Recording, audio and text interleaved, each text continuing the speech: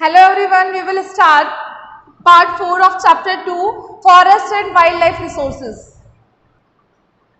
Habitat destructions, hunting, poaching, overexploitation, environmental pollution, poisoning and forest fire are factors which have led to the decline in India's biodiversity. देखिए ये सारी human activities के साथ और भी activities है, hunting, poaching, over exploitation, environmental pollution, poisoning and forest fires, मतलब जंगल में जो आग लग जाती है, जैसे कि रिसेंटली ऑस्ट्रेलिया के जंगलों में आग लग गई थी, उससे क्या हुआ, बहुत सारे वाइल्ड लाइफ डेड हो गए, बहुत सारी जो फ्लोरा और फौना थी वो डिस्ट्रॉय हो गई। तो ये बहुत सारे फैक्टर है जो किसको अफेक्ट करते हैं, हमारी फ्लोरा और फौना को, फॉरेस्ट और वाइल्ड लाइफ को अफेक्ट करते हैं, और हम ये हमारी डाइवर्सिटी को क्या करते हैं, डिक्लाइन करते हैं, इसको पतन की ओर ले जाते हैं। Other important cause of environmental destruction are in unequal accesses, और साथ ही साथ जो हमारा एनवायरमेंटल डिस्ट्रक्शन है वह अनइक्वल है,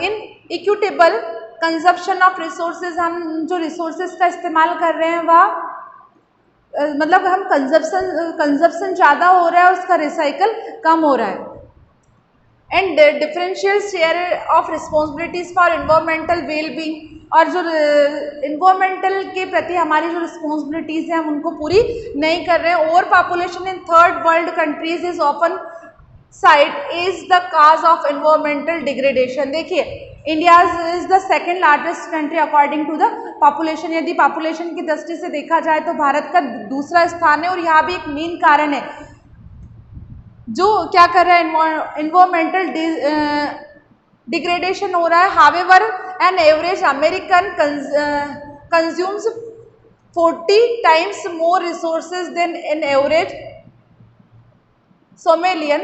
Similar, the richest 5% of Indian society probably cause more ecological damage because of the amount they consume than। देखिए तो जैसे जैसे पॉपुलेशन इंक्रीज होगी वैसे वैसे इन्वायरमेंट का कंजप्शन भी बढ़ेगा।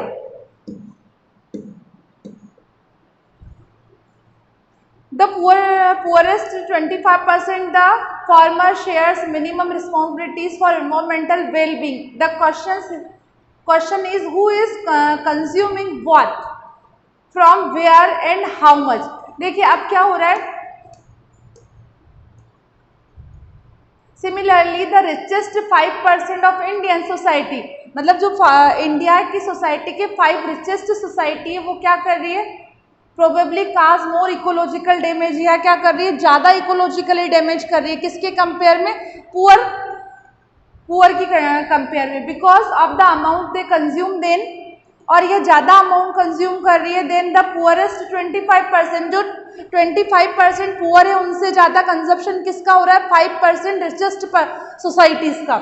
The former shares minimum responsibilities for environmental wellbeing. देखिए जो फार्मर्स होते हैं वो क्या करते हैं, उनकी जो अपनी रिस्पॉन्सिबिलिटीज को समझते हैं। द क्वेश्चन इज, अब क्वेश्चन यह है कि हु इज कंज्यूमिंग, कंज्यूम कौन कर रहा है, व्हाट, क्या कंज्यूम कर रहा है, फ्रॉम वेयर, और ये कहाँ हो रही है, एंड हाउ मच, और कैसे हो रही है। तो इन सारे क्वेश्चंस को हमें सोचना होगा, या जो हमारे इन्वायरमेंटलिस्ट है, फॉरेस्ट के जो स्पेशल पर्सन है उनको ये सारी चीज़ें सोचना चाहिए, और हमारी गवर्नमेंट को इसके लिए स्टेप लेना चाहिए।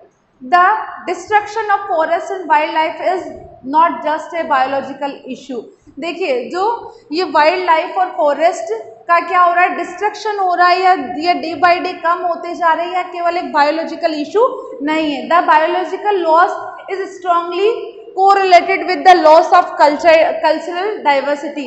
यदि हमारी बायोलॉजिकल डाइवर्सिटी का लॉस होता है तो स्ट्रांगली किससे कोरिलेट होती है, डायरेक्ट कोरिलेट होती है कल्चरल डाइवर्सिटी से।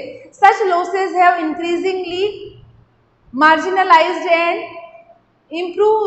improvised many indigenous and other forest dependent communities who directly depend on various component of the forest and wildlife for food। देखिए अब कैसे हमारी कल्चरल डाइवर्सिटी को लॉस हो रहा है, भारत में बहुत सारी ऐसी प्रजातियां, बहुत सारे ऐसे ह्यूमन बींग्स है, ट्राइबल है, जो किस पर डिपेंड है, पूरी तरह से फॉरेस्ट और वाइल्ड लाइफ पर डिपेंड है। यदि फॉरेस्ट और wild life day by day decrease होंगे तो डायरेक्ट लॉस किसका होना है, नुकसान किसका होना है, उन ह्यूमन बींग्स का जो डायरेक्टली डिपेंड है।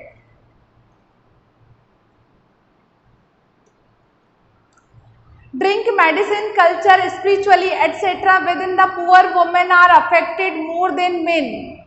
In many societies, women bear the major responsibilities of collection of fuel. देखिए अब क्या होता है कि भारत की अधिकांश महिलाएं पुरुषों से ज़्यादा इफेक्ट होती है। किससे? अगर फॉरेस्ट का डिफॉरेस्टेशन होता है तो महिलाएं ज़्यादा इफेक्ट होती है। क्यों? Women bear the major responsibilities of collection of fuel, क्योंकि सबसे ज़्यादा रिस्पॉन्सिबिलिटी वुमेन की होती है क्या कलेक्शन में? फ्यूल कलेक्शन में। Fodder, water and other basic substance needs, और साथ ही साथ जानवरों के लिए फॉर्डर, वाटर अवेलेबल करना and other basic substance need को पूरा करना किसकी रिस्पॉन्सिबिलिटीज होती है? मेन वुमेन की रिस्पॉन्सिबिलिटीज होती है। तो डिफॉरेस्टेशन से सबसे ज़्यादा वुमेन अफेक्ट होती है। As these resources are depleted the Duty of women increase the sometimes they have to walk for more than 10 kilometre to collect these resources। यदि आप देखेंगे तो आप पाएंगे कि जो पुअर वुमेन्स होती है वह इन सारे मटेरियल्स को कलेक्ट करने के लगभग 10 किलोमीटर से भी ज़्यादा पैदल चलती है और फ्यूल इकट्ठा करती है, वाटर कलेक्ट करती है। तो सबसे ज़्यादा सफ़र कौन करता है? महिलाएं सफ़र करती है। दिस का seriously health problem for women, और इससे क्या होता है? उनकी हेल्थ पर इफेक्ट होता है। And negligence of human and childrens because the increased hours of work which often has serious social implications. और जब वुमेन की हेल्थ पर हेल्थ के काजेज होंगे, उनकी वो अनफिट होंगी, तो इसका सीधा सीधा असर उनके घर पर, उनके बच्चों पर पड़ेगा। उनके जो वर्किंग आवर्स है बहुत ज़्यादा इंक्रीज हो जाएंगे, विच ऑफन है सीरियस सोशल इम्प्लीकेशंस। इस तरह से हम कह सकते हैं कि जो डिफॉरेस्टेशन है साथ ही साथ एक सोशल इशू भी है। The direct impact of the degradation such as serve drought for deforestation induced floods etc. also hits the poor and hardest. Poverty in these cases is a direct outcome of environmental destruction. Therefore, forest and wildlife are vital to the equality of life and environment. तो इस तरह से हम कह सकते हैं कि जो ये वाइल्ड लाइफ और फॉरेस्ट है या क्या एक वाइटल रोल प्ले करते हैं हमारी इकोनॉमिकल कंडीशन को बैलेंस करने में, हमारी लाइफ स्टैंडर्ड की क्वालिटी को बनाए रखने में यह इम्पोर्टेंट रोल प्ले करते हैं। It is imperative to adopt the sound forest and wildlife conservation strategies. इन सबको देखते हुए हमें क्या करना चाहिए? वाइल्ड लाइफ और फॉरेस्ट कंजर्वेशन की स्टेप्स को या मेथड्स को अडॉप्ट करना चाहिए ताकि हम अपनी वाइल्ड लाइफ और फॉरेस्ट को क्या कर सकें? इंस्टिक्ट होने से बचा सकें, उन्हें सेव कर सकें, उन्हें कंजर्व कर सकें।